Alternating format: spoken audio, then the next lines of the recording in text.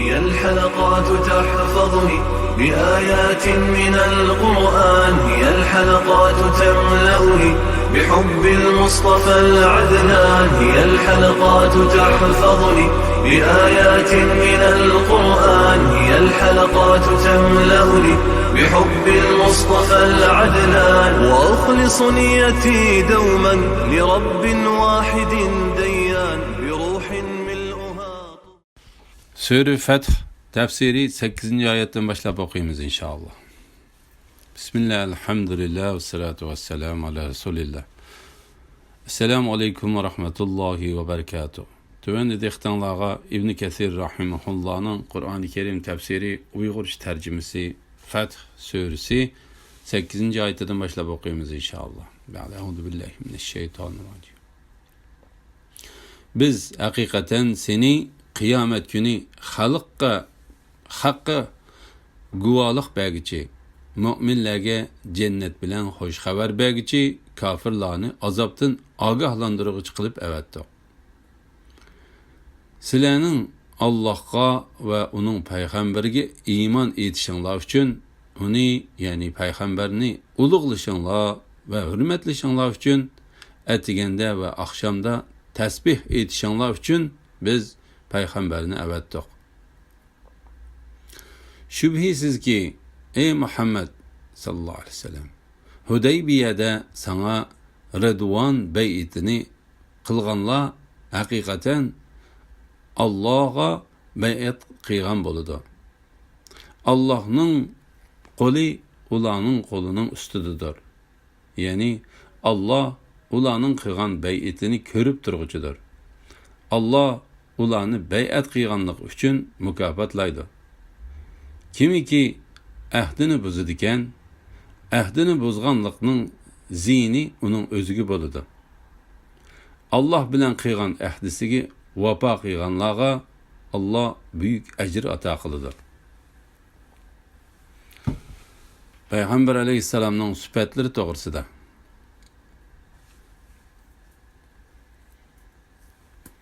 Allah Teala Peygamberi Muhammed aleyhisselam'ı mundaqtaydı.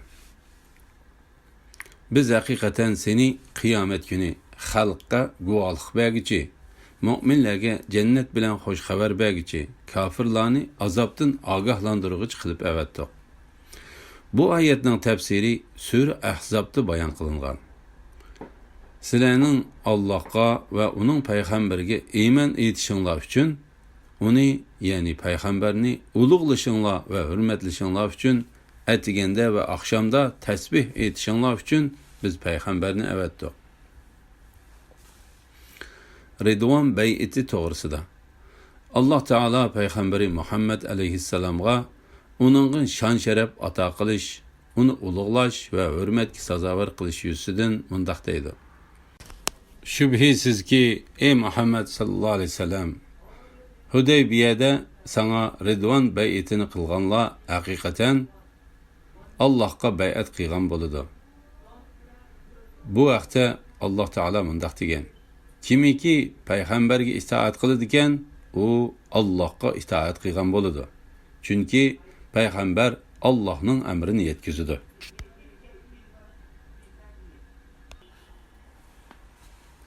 Allah'ın kolu ulanın kolunun üstüdüdür. Yani Allah ulanın kılgan bey'itini körüp durgucudur. Allah ulanı bey'et kıyganlık üçün mükafatlaydı. Yani Allah Teala ula bilen bildidir. Ulanın sözlerini anlap durgucudur. Ornunu körüp durgucudur. Ulanın yoşurun ve aşkar kıygan işlerini bilip durdu. Peygamber aleyhisselamның vasıtısı bilen hakiki bey'et kılınmıcı zat yüksek Allah Teala'dır. Allah Teala bu vakti mundaqtaydı. Şüphesiz ki Allah müminlerden ulanın canlarını, mallarını, ulağa cennetini verip setip aldı. Ula Allah'ın yolunda uruş kılıp düşmanlarını öldürdü ve öldürüldü. Yani düşmanlar bilen cihat kılıp şehit boludu. Cihat kılgıçılarga cennetini va'da kılış Tevrat'ta, İncil'da ve Kur'an'da zikir kılıngan Allah'ның rast vədisidir. Vədisiga Allah'dımı bək vapa qılğıç kim ba? Yani Allah'dımı vapadar əhdi yox. Qılğan bu sodanlardan xoşal bulunlar. Bu zor muvaffaqiyatdir. Allah bilan qılğan əhdisiga vapa qılğanlarga Allah büyük əcr ata qılıdı. Yani köp savab berdi. Mana bu bay'at Ridvan bay'ati deb atıldı. O Hudaybiyadagi Samura degan daraxtning soyasi ostida ilib berilgan. Shu kunda payg'ambar alayhissalomga bay'at qilgan sahoba radhiyallohu anhumlarning soni ba'zilarining aytishicha 1300, yana ba'zilarining aytishicha 1400, yana ba'zilarining aytishicha 1500 ekan. Eng to'g'risi 1400 deganlarning so'zidir. Bu haqda rivoyat qilingan hadislarning bayoni to'g'risida İmam Buxoriy Jabir radhiyallohu anhuning biz Hudaybiya kunidagi kishilar 1400 edik deganligini rivoyat qildi. Uni Imom Muslim rivoyat qilgan. İmam Buxoriy bilan Muslim yana Jabir radhiyallohu anhuning mundaq deganligini rivoyat qildi. Shu kunda biz 1400 kishi edik. Payg'ambar alayhisalom qo'lini heliq suvga qo'yib edi. Suv uning barmoqlarining orasidan bulduqlab chiqishga boshladi. Hatto shu yerga hozir bo'lgan sahobalarning hammasining ussizligi qondirildi. Tövendiki hadis Hudaybiya sulhisi bo'lgan kuni sahobalarning suvga tashna bo'lgan ahvolini bayon qilgan yana bir hadisning qisqartirilmasidir. Payg'ambar alayhissalom sahobalarga o'qdandan bir tal o'qya o'qini ilib bergan. Ular u o'qni Hudaybiya quduqiga qo'ygan.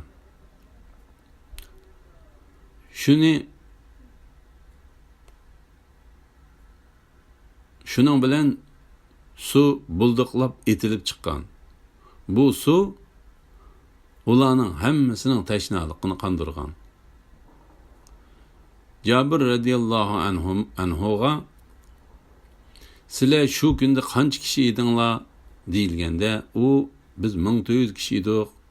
Agar biz 100 ming kishi bo'lsaqmi u suv bizga albatta yetadi degan. La ilaha illalloh Muhammad rasululloh.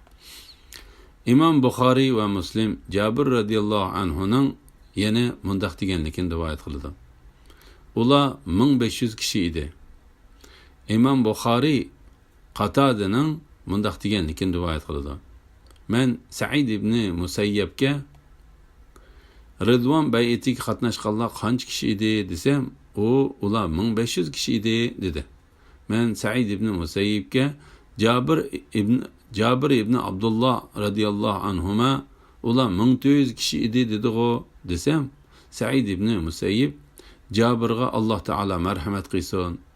Jabir o'zi menga ular 1500 kishi edi deb so'zlab bergan dedi. İmam Bayhaqi bu rivoyat Jabirning ilgari 1500 kishi deganligini, ondan o'zining xatolashganligini bayon qilib 1400 deganligini ko'rsatdi degan. Bu katta bay'atning kelib chiqish sababi to'g'risida Muhammad ibn Ishaq Muhammad alayhissalomning tarjimahali degan kitobida mundaq bayon qildi.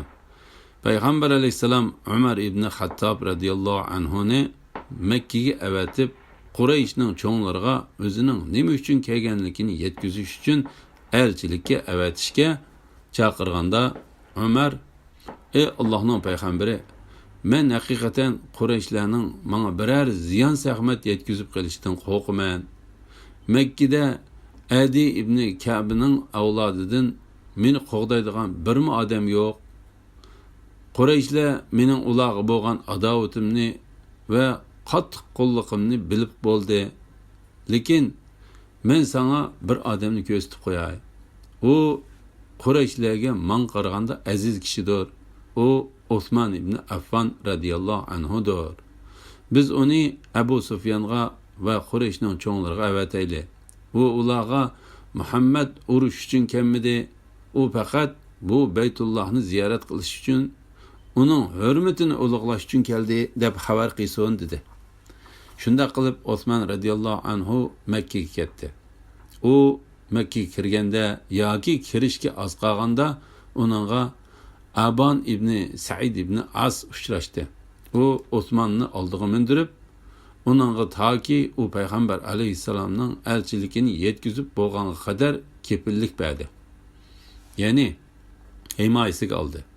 Shuning bilan Osman radhiyallohu anhu yo'liga ravon bo'ldi. U Abu Sufyan va Qurayshning boshqa katta boshlarining qishig'i kelib, payg'ambar alayhissalomning elchiligini ularga yetkazdi. Osman radhiyallohu anhu ularga payg'ambar alayhissalomning elchiligini yetkazib bo'lgandan keyin ular uningga: "Agar sen Baytullohni tavob qilishni xohlasang, undaqda tavob qilgin" dedi. Osman uni payg'ambar alayhissalom tavob qilmaguncha men hargiz tavob qilmayman dedi. Keyin Qurayshlar uni so'lab qo'ygan edi. Shuning bilan payg'ambar alayhissalomga va musulmonlarga Osman radhiyallohu anhu o'ldirildi deb xabar yetkazildi. İbn İshaq mundaq deydi: "Menga Abdullah ibn Abu Bakrning so'zlab berishicha, Osman o'ldirildi degan xabar payg'ambar alayhissalomga yetkazilgan chaqda u: biz bu qavm bilan elishmag'icha izimizdan tavirmaymiz degan. Payg'ambar alayhissalom kishilarni bay'at qilishga chaqirdi. Bu Ridvon bay'ati bo'lib, bir tut daraxtning soyasi ostida elib berildi. Kishilarning aytishicha, payg'ambar alayhissalom ulardan o'limga, ya'ni o'lguchi urushga bay'at olgan. Jabir ibn Abdullah radhiyallohu anhuma mundaq deydi: "Shak shubhisizki payg'ambar alayhissalom bizdan o'limga bay'at olmadi, lekin biz uchrashishdan qochmaslikka bay'at qildik. Kishilar bay'at qildi. Bu bay'atga hozir bo'lgan musulmonlardan faqat Bani Salimaning qarindishi Jaddu ibn Qaysdan boshqa hammaylar to'liq bay'at qildi." Jabir radhiyallohu anhu mundaq deydi: "Alloh taolaning nomi bilan qasamki, men Jaddu ibn Qaysni to'gisining beqanaga chaplashib olganligini ko'rgan edim. U kishilardan yo'shirinish uchun to'gining qishig'i yutkilib olgan edi. Shundan keyin payg'ambar alayhissalom Osman radhiyallohu anhuning o'ldirilganligi to'g'risidagi xabarning yolg'on ekanligi yetib keldi. Shundan keyin payg'ambar alayhissalomga Osman radhiyallohu anhuning o'ldirilganligi to'g'risidagi xabarning yolg'on ekanligi yetib keldi." Hafiz Abu Bakr Bayhaqi Anas ibn Malik radhiyallohu anhuning mundaq deganligini rivoyat qiladi. Payg'ambar alayhissalom sahobalarni Ridvon bay'atiga buyurgan chaqda Osman ibn Affan radhiyallohu anhu payg'ambar alayhissalomning Makka ahliga avatgan elchisi bo'lib Makkaga ketgan edi. Odamlar bay'at qildi. Payg'ambar alayhissalom: "Ey Alloh, Osman haqiqatan Alloh taolaning hojatini, ya'ni buyrug'ini, uning payg'ambarining hojatini ado qilish uchun ketdi" dedi. Da bir qo'lini yana bir qo'lining ustiga urdi. Osman radhiyallohu anhu uchun payg'ambar alayhissalomning bay'at qilgan qo'li sahobalarning o'zlari uchun bay'at qilgan qo'llaridan ko'p yaxshi edi. La ilaha illalloh Muhammad rasul. Imom Buxoriy Nafi'ning mundaq deganligini rivoyat qiladi. Kishilar Abdullah ibn Umar radhiyallohu anhumani Umardan ilgari islomni qabul qilgan deyishdi.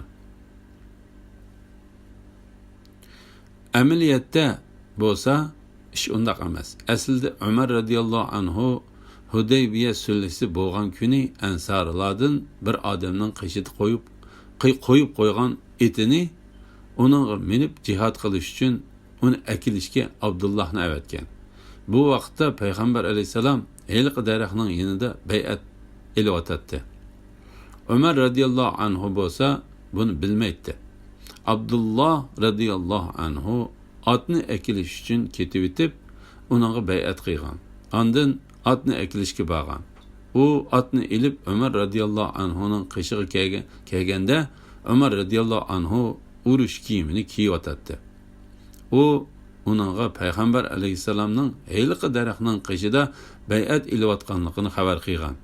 Shuning bilan Umar darhol Abdullah bilan u yerga berib payg'ambar alayhissalomga bay'at qilgan. Mana bu kishilarning Abdullah ibn Umarni Umar radiyallohu anhudan ilgari islomni qabul qilgan deb so'zlashganligining sababidir. Imom Buxoriy ibn Umar radiyallohu anhumaning mundaq deganligini rivoyat qiladi. Kishilar daraxtlarning soyasiga taqab ketgan edi. Umar radiyallohu anhu to'satdinla kishilarning payg'ambar alayhissalomning atrofiga o'lishib olganligini ko'rib, "Ey Abdullah, qarab baqana, odamlarga nima bo'pti? Ular payg'ambar alayhissalomni uribdi-ku" dedi. Abdullah berib, ularning bay'at qilayotganligini ko'rdi va umi bay'at qildi. Ondan qaytib kelib, Umar radiyallohu anhuga ahvolni yetkazdi. Shuning bilan Umarmi chiqib bay'at qildi. Imom Muslim Jabir radiyallohu anhuning mundaq deganligini rivoyat qildi. Hudaybiya sulhisi bo'lgan kuni biz 1400 kishi edik. Biz payg'ambar alayhissalomga bay'at qildik. Umar radiyallohu anhu Samur daraxining soyasi ostida payg'ambar alayhissalomning qo'lini tutib turib, biz urushdan qochmaslikka bay'at qildik, o'lishga bay'at qilmadik degan edi. Imom Muslim Ma'qul ibn Yasar radiyallohu anhuning mundaq deganligini rivoyat qildi. Men haqiqatan Ridvon bay'ati bo'lgan kuni ayliqa daraxtning yonida bor edim. Payg'ambar alayhisalom kishilardan bay'at ilayotdi. Men u daraxtning bir shexini payg'ambar alayhisalomning beshiga tegib qolmaslik uchun ko'tarib turatdim. Biz u chaqda 1400 kishi edik. Biz uningga o'lim uchun bay'at qilmadik, balki urushdan qochmaslikka bay'at qildik. Imom Buxoriy Salama ibn Akwa'i radiyallohu anhuning mundaq deganligini rivoyat qildi. Men payg'ambar alayhissalomga Samura daraxtining soyasi ostida bay'at qildim. Yazid mendan "Ey Salima, shu kuni sizlar qaysi ishga bay'at qilgandinglar?" deb so'radi. Men uningga o'lgichi jihad qilishga bay'at qildik deb javob berdim. Imom Buxoriy yana Salama radiyallohu anhuning mundaq deganligini rivoyat qildi. Hudaybiya kunida payg'ambar alayhissalomga bay'at qildim. Ondan bir tarafda turdim. Payg'ambar alayhissalom "Ey Salama, bay'at qilmamsan" dedi. Men "Alli burun bay'at qilib bo'ldim" dedim. Payg'ambar alayhissalom "Bu yoqqa kelgin, menga bay'at qilgin" dedi. Men yaqinlashib uningga bay'at qildim. Yazid mendan "Ey Salama, nima ishga bay'at qilganding?" deb so'radi. "Nima ishga bay'at qilganding?" deb so'radi. Men uningga o'lgichi jihad qilishga deb javob berdim. Uni Imom Muslim rivoyat qilgan. Shundaqla Imom Buxoriy Ibad ibn Imom Tamimning ular payg'ambar alayhissalomga o'lgichi jihad qilishga bay'at qilgan deganligini rivoyat qilgan. Imom Bayhaqiy Salama ibn Akwa radiyallohu anhuning mundaq deganligini rivoyat qildi. Biz payg'ambar alayhissalom bilan Hudaybiyaga yetib keldik. Biz 1400 kishi edik. Hudaybiya quduqida 50 tuyoq qo'y sug'uriladigan bo'lib, u quduqning suyi bu qo'ylarni qandira olmaydi. Payg'ambar alayhissalom quduqning qirg'ig'ida o'ltirib ya duo qildi va yoki quduqqa tukirdi. Shuning bilan quduqdan suv bulduqlab eqib chiqdi. Biz uningdan ichdik va ot uloqlarimizni sug'ardik. Ondan payg'ambar alayhissalom bir daraxtning tubida bizni bay'at qilishga chaqirdi. Men uningga birinchi bo'lib bay'at qildim. Ondan odamlar bir-birlab kelib bay'at qildi. Odamlarning yerimi bay'at qilib bo'lgan chaqda payg'ambar alayhissalom "Ey Salama, menga bay'at qilgin" dedi. Men "Ey Allohning payg'ambari, men senga birinchi bo'lib bay'at qildim" dedim. Payg'ambar alayhissalom "Yana bay'at qilgin" dedi. Payg'ambar alayhissalom mening qurolsiz ekanligimni ko'rib, menga bir dona qalqon berdi. Ondan odamlar bay'at qilib oxirlashgan chog'da payg'ambar alayhissalom, ey Salama, bay'at qilmamsan dedi. Men, ey Allohning payg'ambari, men sana haqiqatan odamlarning eng dastlabida va o'ttirisida bay'at qildim dedim. Payg'ambar alayhissalom yana bay'at qilgan dedi. Shunda qilib men uningga 3-chi qitim bay'at qildim. Ondan payg'ambar alayhissalom, ey Salama, men sana bergan qalqon qini dedi. Men, ey Allohning payg'ambari, manga Amir qurolsiz uchrab qolgandi, shuning bilan men uningga berib etdim dedim. Payg'ambar alayhissalom buni anglab kulib ketdi va haqiqatan sen, ey Alloh, manga mening jinimdan eng suyimlik bo'lgan do'stimni tepishga men yordam qilgan degan birinchi kishiga o'xshabsan dedi. Salama ibn Akva radiyallohu anhu so'zini davom qilib mundaq deydi. Ondan Mekke müşrikleri bizge sulhi tuzish uchun elchi avatdi. Biz bir-birimizning yeniga berib sulhi qilish uchun kelishdik. Men Talha ibn Ubaydullah radiyallohu anhuning xizmatchisi edim. Uning etini sug'ratdim. Yenida o'ltirib, uning tamiqidan yeydim.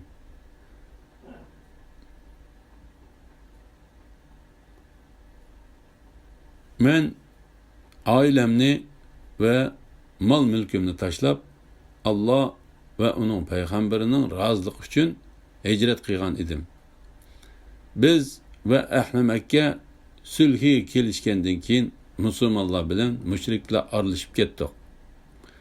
Men bir daraxtning ostiga kelib, u yerdagi tikanlarni supurib etib, daraxtning tubida yenicha soyida yotdim. Bir azdan keyin Mekke müşriklerden töti yenimga keldi. Ular payg'ambar alayhissalomga hujum qilishga fursat kutib o'tdi. Men ularga g'azablandim va boshqa bir daraxtning yeniga yutkilib ketdim. Ular qo'rallarini esib qo'yib, yonboshlab yetishdi. Ular shu holatda turgan paytda tuyuqsizlar birisi vodining tuvan tarafidan, ey muhojirlar, İbn Zunaym öldürüldü deb to'lidi. Men qilichimni sug'ardimda, u 4 kishiga shiddat bilan etildim. Ular uxlab o'tadi. Ularning qilichlarini yig'ib qo'limga elib oldimda, ondan Muhammad alayhissalomni ulug' qilib yaratgan zot Alloh taolaning nomi bilan qasamki, sizlardan hech kim beshini ko'tarmasin. Bo'lmasa, uning ikki ko'ziga chepib tashlayman dedim. Ondan ularni payg'ambar alayhissalomning oldiga haydab elib keldim. Tag'am Amirmu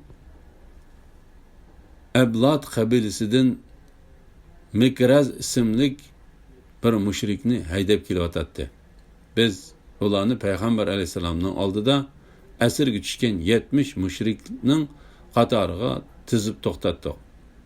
Payg'ambar alayhissalom ularga qarab chiqib, ularni qo'yib etinglar, bu ularning gunohining boshlanishimi ve ikinci qitim takrorlanishimi shudir dedi. Payg'ambar alayhissalom ularni afu qilib etdi. Ondan Alloh taolo, Allah ularni sizlarga qo'l silishdan to'sdi hamda ular ustidan g'alaba qilganinglardan keyin Mekkening ichida, ya'ni Hudaybiyada sizlarni ularga qo'l silishinglardan to'sdi degan oyatni nozil qildi. Shundaqla İmam Muslimmi bu hadisning mazmuni o'xshab ketadigan hadis rivoyat qilgan. İmam Buxoriy va Muslim Said ibn Musayyibning mundaq deganligini rivoyat qildi. Mening otam payg'ambar alayhissalomga Samura darxining soyasi ostida bay'at qilganlardan biri edi. Biz kelar yili haj qilish uchun bordik. Biz heliqi daraxtning o'rnini boy qiya olmadik. Agar sizlarga u o'rin ma'lum bo'lsa, sizlar uni obdan bilsizlar. Abu Bakr Humayd Jabir radiyallohu anhuning mundaq deganligini rivoyat qildi. Payg'ambar alayhissalom kishilarni bay'at qilishga chaqirgan chaqda biz aramizdan Jaddu İbn Qays ismli bir odamning to'gisining yeniga yoshirinib olganligini ko'rgan edik. Uni Imom Muslim rivoyat qilgan. Humayd yana Amrdan Jabir radhiyallohu anhuning mundaq deganligini anglaganligini rivoyat qildi. Biz Hudaybiya kuni 1400 kishi edik. Payg'ambar alayhisalom bizga sizlar bugun yer yuzidagi eng yaxshi kishilar dedi. Jabir radhiyallohu anhu so'zini davom qilib mundaq deydi. Agar men Samura darxining o'rnini ko'ralgan bo'lsam, uni sizlarga cho'qim ko'rsatdim. Sufyan mundaq deydi. Odamlar u daraxtning o'rnini to'g'riliq har xil ko'z qarashda bo'ldi. Buni Imom Buxoriy va Muslim rivoyat qilgan.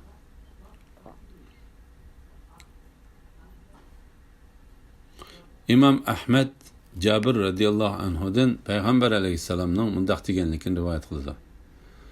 Samura daraxining soyasi ostida bay'at qilganlardan hech kim do'zaxga kirmaydi.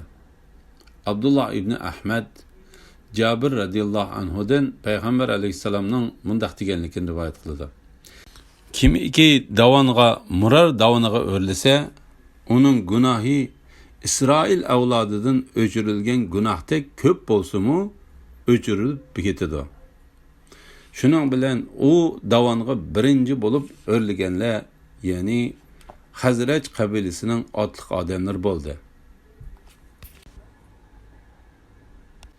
Ondan boshqalar bas-basda nahayat tez o'rildi. Payg'ambar alayhisalom: "Sizlarning hammanglar mag'firatga erishdinglar. Faqat qizil to'gining egisi buningdan mustasno" dedi. Biz u odamga: "Bu yoqqa kel. Payg'ambar alayhisalom sana mag'firat tilasin" dedik. U Allohning nomi bilan qasamki, yutib ketgan narsamni tepish sizlarning hamrohinglar menga mag'firat talab qilgandimmi eng yaxshidir dedi. Oqibatda uning yutib ketgan narsasini izlayotgan bir odam ekanligi ma'lum bo'ldi. Uni Imom Muslim rivoyat qilgan. Abu Zubayrdan rivoyat qilindiki, u Jabir radhiyallohu anhuning mundaq deganligini anglagan. Menga Ummu Mubashshir Payg'ambar alayhisalomning Hafsa radhiyallohu anhaning qishida mundaq deganligini anglaganligini xabar qildi. Allah Taala xolisa eliq daraxt soyasining ostida bay'at qilganlarning birimi do'zaxga kirmaydi. Ummu Mubashshir shundoq: "Ey Allohning payg'ambari" dedi. Payg'ambar alayhisalom uni bilarmanlik qilganligi uchun silkishlayotdi. Ondan Hafsa radhiyallohu anha: "Sizlarning ishinglardan do'zaxga bormaydigan biror kishimi qolmaydi" degan oyatni o'qidi. Payg'ambar alayhisalom: "Allah Taala haqiqatan ondan taqvodorlarni jahannamdan qutqizamiz, zolimlarni jahannamda tizlinib o'ltirgan holda qo'yamiz" dedi. Buni Imom Muslim rivoyat qilgan. Imom Muslim yana Jabir radhiyallohu anhuning mundaq deganligini rivoyat qildi. Hatib ibn Abu Bultaning bir quli Hatib ustidan shikoyat qilib: "Ey Allohning payg'ambari, Hatib cho'qim do'zaxga kirdi" deb kelganda Payg'ambar alayhisalom: "Yolg'on so'zildan, u do'zaxga kirmaydi. Chunki u Badr urushiga va Hudaybiyadagi Ridvon bay'atiga qatnashgan" dedi. Shunga Alloh taolo ularni maqtab mundaq deydi: "Shubhisizki, ey Muhammad sallallohu alayhi vasallam, Hudaybiyada sana Ridvon bay'atini qilganlar haqiqatda Allohga bay'at qilgan bo'ladi. Allohning qo'li ularning qo'lining ustidadir. Ya'ni Alloh ularning qilgan bay'atini ko'rib turg'uchidir. Alloh ularni bay'at qilganligi uchun mukofotlaydi. Kimiki ahdini buzadigan, ahdini buzganligining ziyni uning o'ziga bo'ladi. Alloh bilan qilgan ahdisiga vafo qilganlarga Alloh buyuk ajr ato qiladi. Shundaqla Alloh taolo yana bir oyatda mundaq deydi: "Alloh mu'minlardan haqiqatan rozi bo'ldi. Ey Muhammad sallallohu alayhi vasallam, o'z vaqtida ular Hudaybiyada daraxt soyasi ostida sana bay'at qildi. Allah ularning dilidikini, ya'ni rostlik bilan vafoni bildi. Allah ular bay'at qilayotganda temkinlik tushirib berdi ve ularni yaqin g'alaba, ya'ni Xaybarning fathi qilinishi bilan ve ular oladigan nurg'un g'animatlar bilan mukofotladi. Alhamdulillah, yuqorida sura Fath tafsiridan 10. oyatgacha angladinglar. Oxirini keyin qitimliq o'qishimiz davomlashtiramiz inshaalloh. Sallallahu ala Muhammad ve ala alihi ve sahbihi ecmaîn. Esselamu aleyküm ve rahmetullahi ve berekatuhu.